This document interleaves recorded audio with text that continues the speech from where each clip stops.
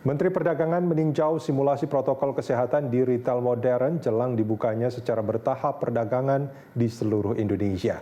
Peninjauan itu menjadi acuan bagi sejumlah toko modern maupun tradisional untuk penerapan protokol kesehatan agar terhindar dari penularan COVID-19. Menteri Perdagangan Agus Suparmanto bersama Wakil Gubernur DKI Jakarta Ahmad Riza Patria meninjau retail modern non-pangan untuk mengecek langsung penerapan protokol kesehatan. Penerapan protokol kesehatan dalam aktivitas perdagangan itu tertuang dalam Surat Edaran Mendak Nomor 12 Tahun 2020. Protokol kesehatan akan diterapkan di toko baik modern maupun tradisional di seluruh Indonesia seiring pembukaannya secara bertahap oleh Kementerian Perdagangan. Sektor ekonomi di bidang perdagangan tersebut agar tidak semakin terpuruk pada situasi pandemi ini. Sudah saatnya sendi-sendi perekonomian kita bangkitkan. Kembali keselamatan masyarakat, paling prioritas tetap menjadi prioritas pemerintah. Namun kehidupan masyarakat juga harus berangsur-angsur dipulihkan kembali khususnya di sektor perdagangan. Pembukaan kembali aktivitas perdagangan tersebut akan dilakukan secara bertahap dengan mengedepankan protokol kesehatan yang ketat yang dilakukan oleh seluruh elemen masyarakat. Ketika konsumen belum masuk, kita sudah melakukan suatu protap.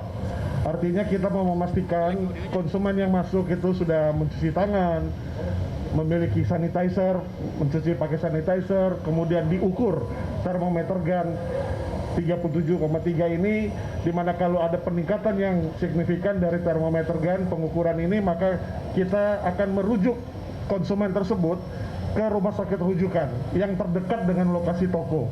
Karena memang diharapkan konsumen yang panasnya tinggi atau mungkin sedang demam itu tidak masuk ke toko, supaya tidak memberikan dampak kepada konsumen yang lain maupun juga karyawan toko. Menteri Perdagangan Agus Suparmanto menyatakan pembukaan gerai retail modern dan tradisional secara bertahap dimulai di kawasan zona hijau dalam waktu 1 bulan. Pembukaan itu diharapkan bisa mengatasi masalah PHK dengan menggerakkan perekonomian Indonesia yang lesu akibat COVID-19 sehingga lapangan kerja tersedia dan membangkitkan kembali roda perekonomian. Berkaitan dengan pembukaan ini memang akan dilakukan di seluruh Indonesia dengan bertahap ya, tidak sekaligus, dan itu hanya yang zona-zona hijau dan juga nanti yang siap di zona kuning pun yang siap.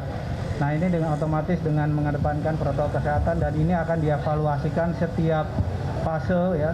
Tahap pertama dibuka tadi yang mungkin dengan kapasitas 30% atau 40% dan sebagainya. Nah ini akan berlaku juga di seluruh Indonesia.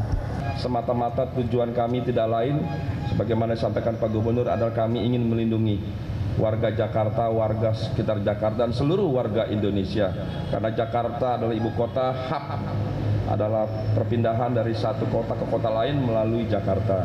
Jadi Jakarta menjadi sangat penting.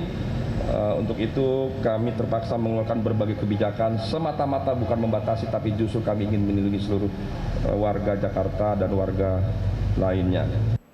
Simulasi penerapan protokol kesehatan itu meliputi pengecekan suhu tubuh, membatasi jumlah pengunjung dengan penghitungan pasti, menyediakan sanitasi, menerapkan physical distancing di tempat-tempat penumpukan atau kerumunan orang seperti kasir dan lorong-lorong pusat perbelanjaan.